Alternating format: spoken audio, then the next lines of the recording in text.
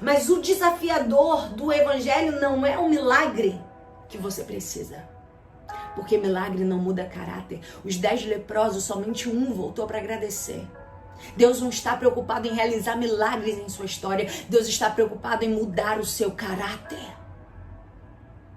Deus está preocupado em te fazer alguém que quando alguém olhar vai dizer, lembra Jesus. Não é dessa terra. Tem o cheiro do céu. Quando olharem para você, vão ver em você as características, as marcas de Cristo na sua história. Por quê? Porque você submeteu a tua vontade à vontade de Deus. Quantas coisas que nós olhamos e dizemos, Deus, porque o Senhor faz isso comigo? Deus, porque o Senhor abre essa porta para mim? Deus, porque o Senhor não me abençoa desse jeito? E Deus está te dizendo, ei, não! Se submeta à minha vontade. Tenha contentamento com aquilo até que eu não realizei ainda. Seja alegre com aquilo que eu te dei. Porque tem pessoas tão insatisfeitas com aquilo que estão vivendo que elas não conseguem ser alegres com aquilo que elas possuem hoje. Você não consegue usufruir com alegria daquilo que você tem. Você não consegue celebrar o seu marido, você não consegue celebrar o seu filho, você não consegue celebrar a escola do seu filho, você não consegue celebrar o bairro que você mora, você não consegue se alegrar na igreja que você está, porque nada está bom, nada está à altura daquilo que você quer e você não é contente e alegre, mas Deus está te dizendo hoje, para te levar para o próximo nível, é preciso florescer aonde você está. Para te levar para o próximo nível, é preciso ser contente e alegre em toda e qualquer circunstância onde você está. Ou seja, muitas vezes as portas fechadas é bênção de Deus para você. Porta fechada é cuidado de Deus com você. Os nãos de Deus é livramento de Deus para você. É isso que o Senhor está falando aqui, gente. Isso aqui não estava escrito, mas é necessário. O Espírito Santo está falando aqui. É livramento. Até a porta fechada é bênção. Quando nós estamos debaixo da vontade de Deus. Até os nãos de Deus. Ah, Deus, porque o Senhor fez? Porque ainda não. Porque o tempo ainda não. Talvez você não entrou aqui nessa live para ouvir isso. Talvez você entrou aqui nessa live para ver que a vitória está chegando. Mas Deus está dizendo, a porta está fechada porque o tempo ainda não chegou. Eu estou tratando o seu caráter. Eu estou tratando o seu interior. Eu estou deixando dentro de você, nas tuas entranhas, a marca da minha presença. Porque quando a minha presença for mais importante do que os banquetes, você não vai negociar a minha presença com banquete nenhum. Meu Deus.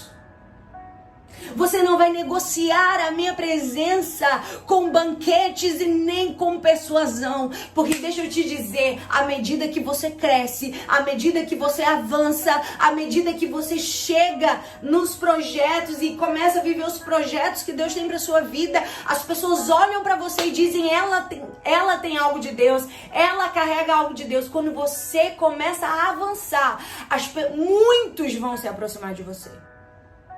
Aqueles que querem, de fato, o seu bem.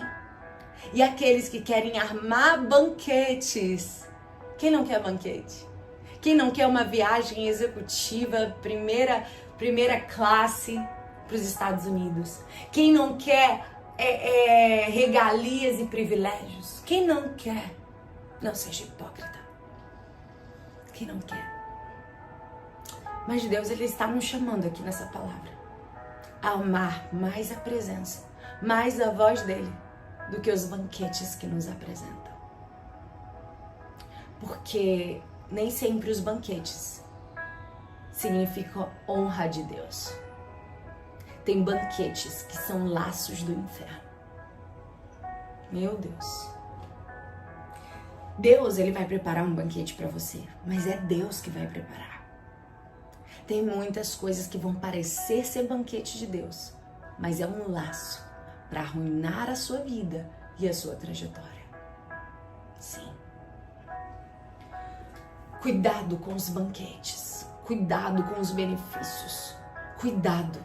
Deus está levantando mulheres que não vão negociar a presença de Deus por banquete nenhum.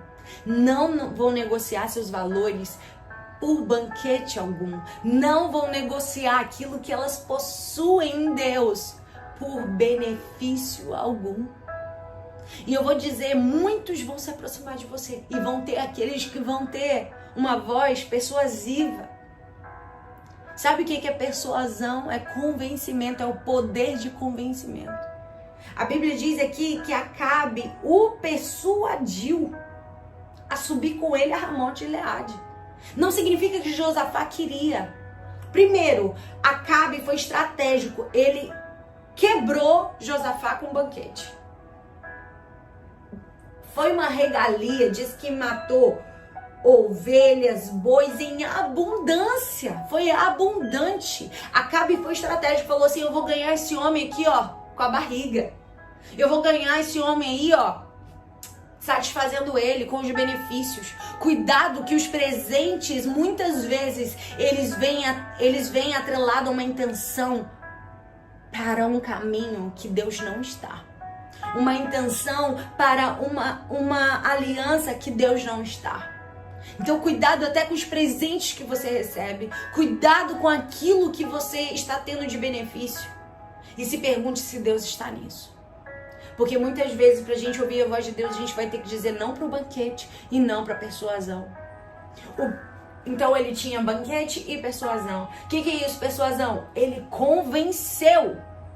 Ele falou tanto que ele convenceu Josafá a ir subir com ele a Ramote de Gileade. Entenda, não era uma guerra, não era Ramote de Gileade que estava querendo vir sobre Acabe, não.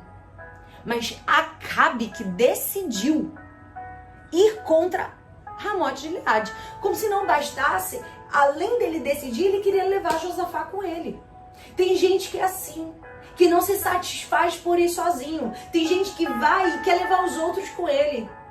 Tem gente que decide ir pelos seus próprios desejos, pelas suas próprias vontades, mas não se basta indo sozinho, tem que carregar outro com ele. É verdade ou não é? A vida é assim. Mas Deus está te dizendo hoje, através dessa palavra, cuidado com os banquetes e com a persuasão. Cuidado com aqueles que são eloquentes, aqueles que te mostram todos os benefícios, te mostram todas as vantagens. Cuidado. E essa palavra o Senhor está falando comigo. E eu tenho certeza que o Senhor está falando com você.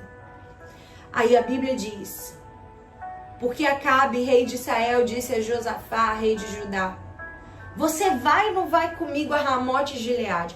Irás tu comigo a Ramote de Gileade? E ele disse, como tu és, serei eu. Ah, gente, não diga que tu é como o outro, se não, a base é desigual. Se o fundamento é desigual, se o propósito é desigual, se a autoridade que está sobre a sua vida é desigual. Para de dizer eu sou um contigo, se o propósito, se o fundamento, se a base é desigual.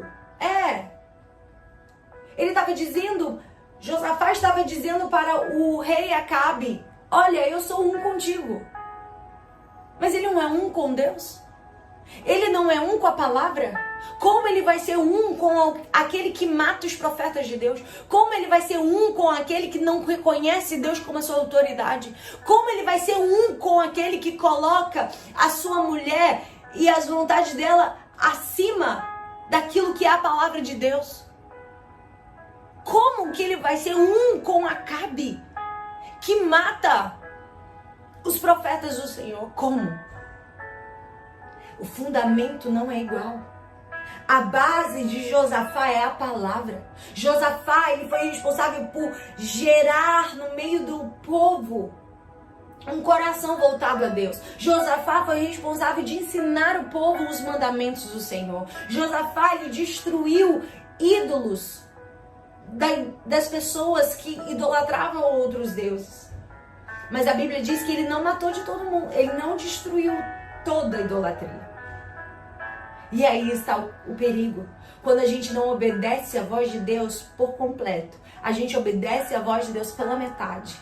Quando você obedece a voz de Deus pela metade, você corre grande perigo. Quando você obedece a voz de Deus, Deus falou, mas eu vou fazer só até aqui. Cuidado!